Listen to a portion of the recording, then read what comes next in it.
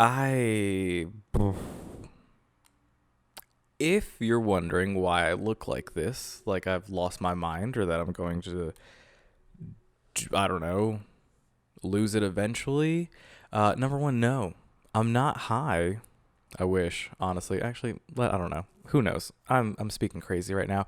I was trying to balance being a full-time content creator with a full-time day job, and I don't think I've had the right amount of sleep yet. So let's roll the intro.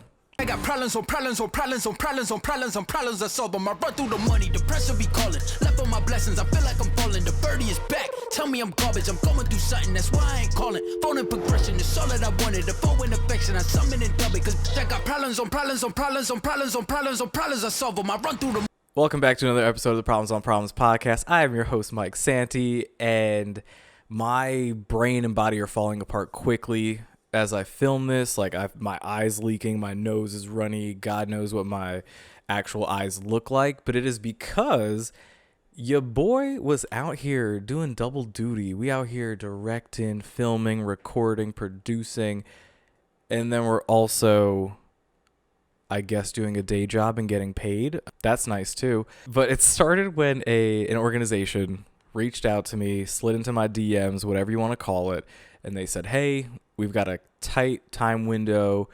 Is there, like, here's the budget. We need X amount of videos done in 5 days.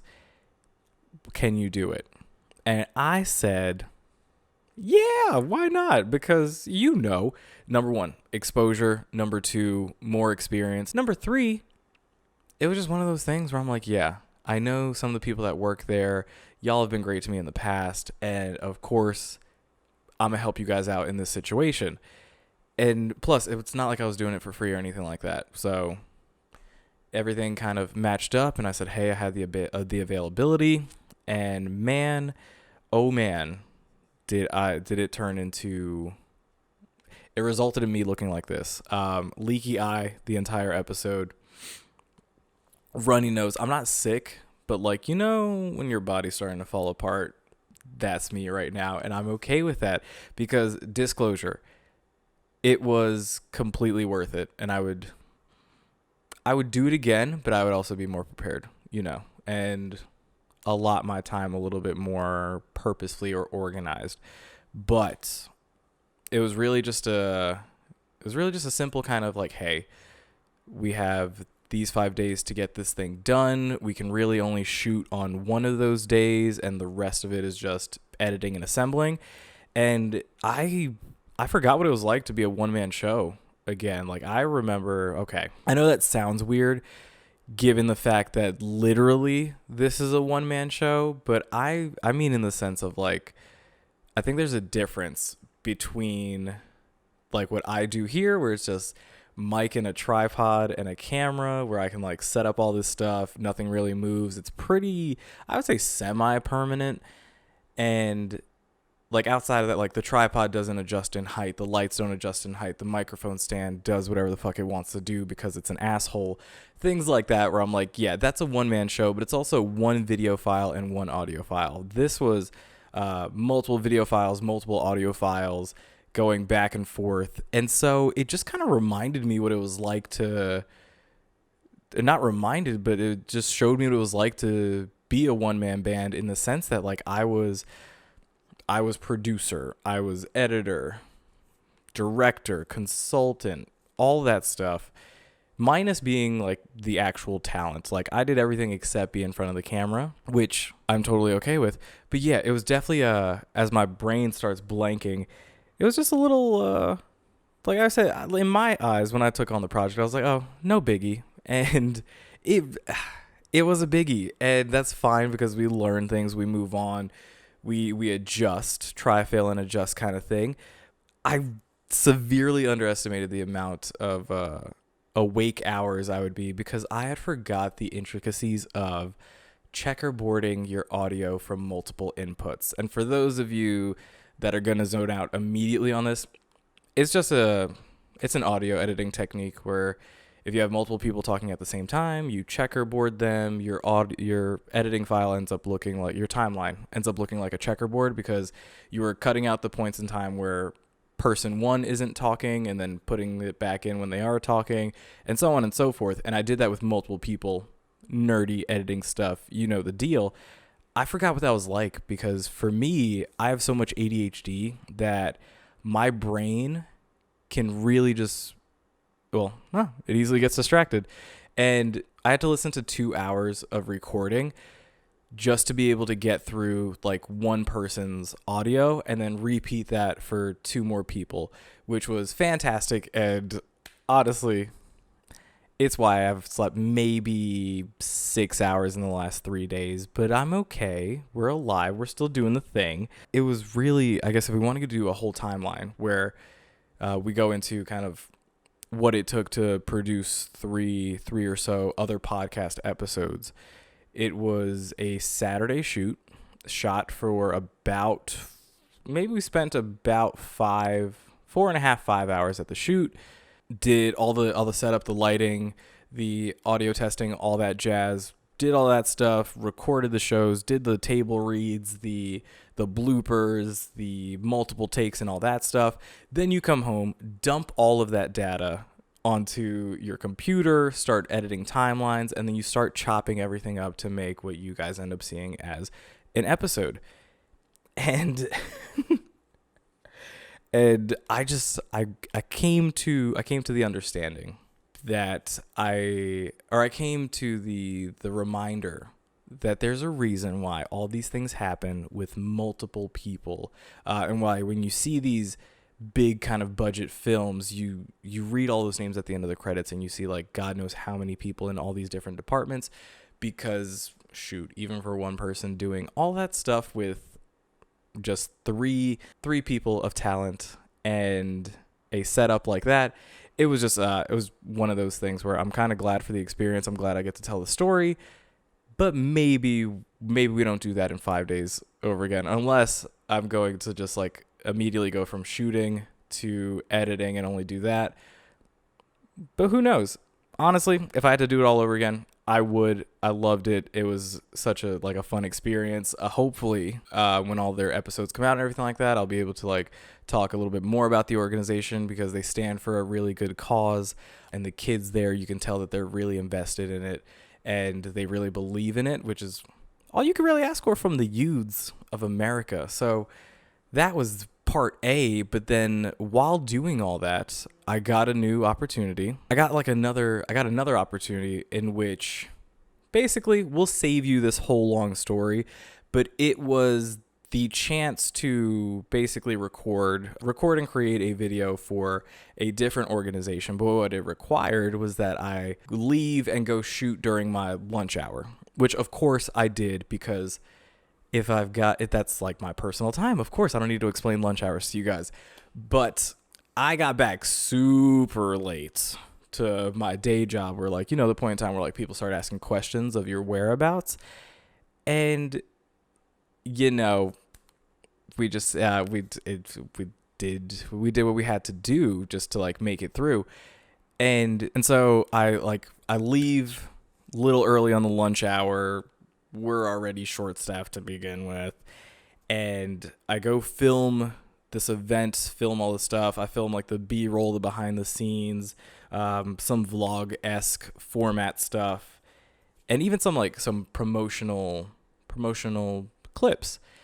Rush back home, log back on. I've just looked at some of the video and audio and things like that, so that's going to be a real interesting venture to see what comes of that project. But yeah, it was just another thing where it's like you get the exposure, you get to network a little bit more, and then if you pull the job off right, you get more opportunities in the future, which of course I'm never going to turn down. But it definitely led to a lot of late nights this week where I don't know if I'm even speaking coherently at this point. And this episode might be a short one because Lord knows my brain can't handle it anymore.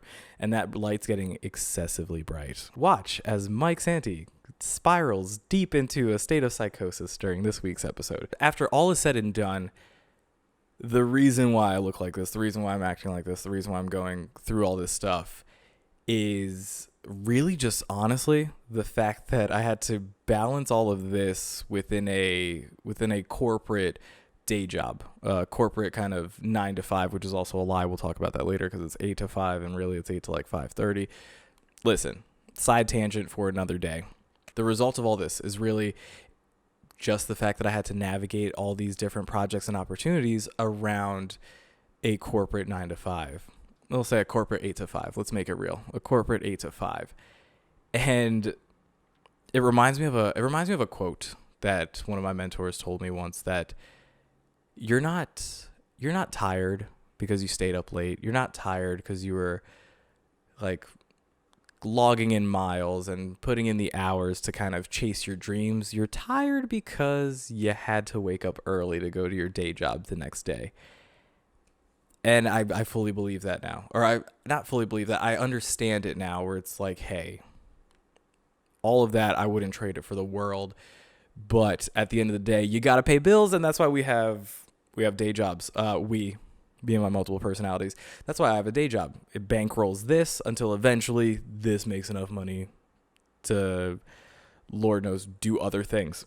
And I mean, honestly, who knows? Maybe this is kind of like the tester, or the little glimpse of what life could be that eventually leads down the road to your boy Mike Santi doing this full time. And when I make that announcement, you guys will be the first ones to know.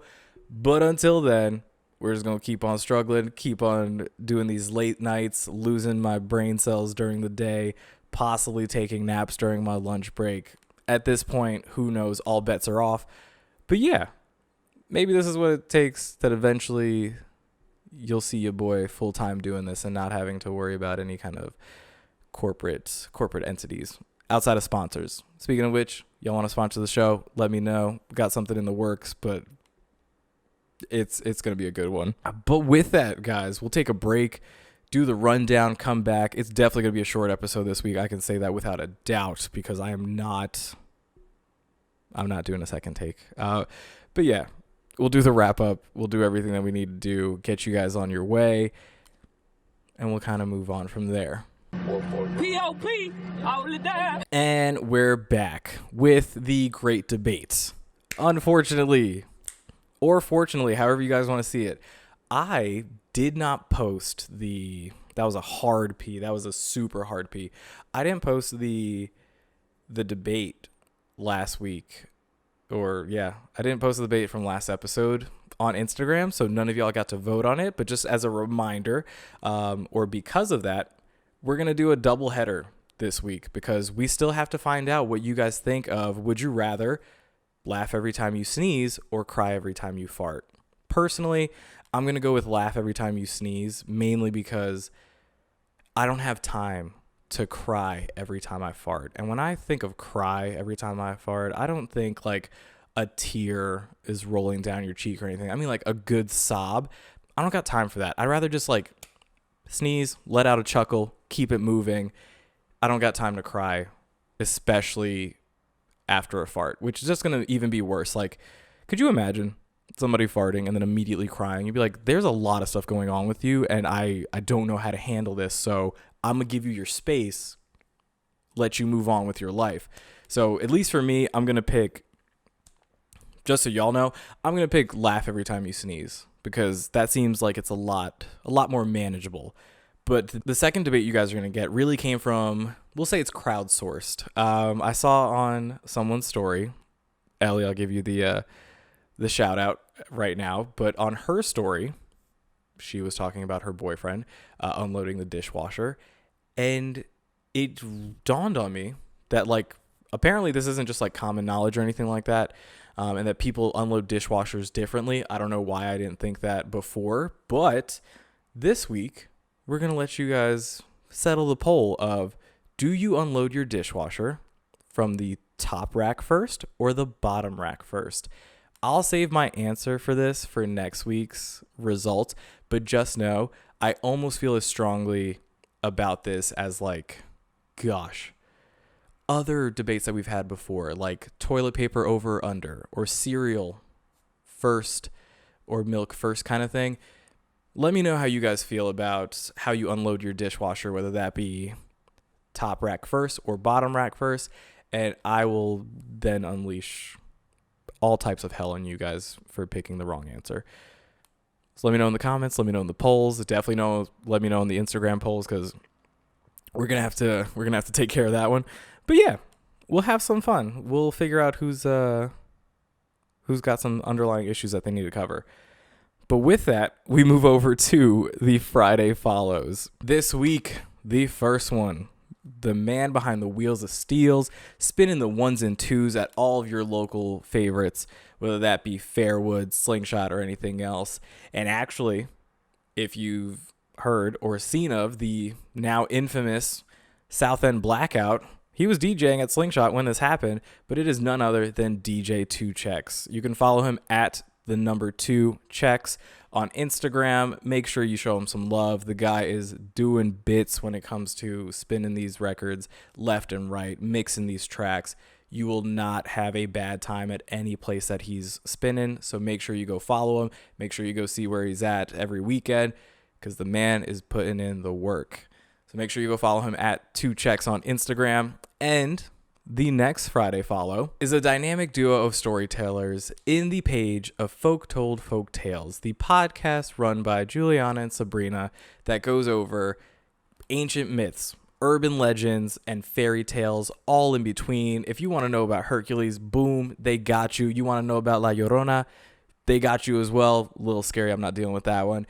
But anything you can think of in regards to Greek, Roman mythology, Norse mythology, urban legends. You want to talk about the Jersey Devil? They're probably going to talk about it eventually. Anything of the like, make sure you go follow them at FolkTold and FolkTales. That's wrong. FolkToldFolkTales. FolkToldFolkTales on Instagram. Go subscribe to their podcast wherever podcasts are found. Let them hear you. Go listen to their stories. They're great, and they really like to break down these urban myths and region and stories. In origin and stories, I'm sorry, girls. Blame me. I'm just losing my mind. But that being said, we're done this week. Before I do anything else crazy, don't forget to like, comment, and subscribe on the Problems on Problems podcast channel. Don't forget to follow us at Problems on Problems podcast on Instagram, at Problems_pod on Twitter. And per usual, follow your boy at MikeSanty18 on all social media. But like I always say, guys, if it's not a good time, hope it's a good story, and I will see you next week. Ride with me if you ride with me, you can slide with me if you feel like 550 on the 5 sticky, come get high with me, that's a deal, right? Ride with me if you ride with me, you can slide with me if you feel like 550 on the 5 sticky, come get high with me, that's a deal, right? That's a deal, right? That's a bet, right? That's a bet, right? That's a deal, right? That's a deal, right? That's a bet, right? That's a deal, right? That's a deal, right? That's a bet, right? That's a deal, right? That's a deal, right?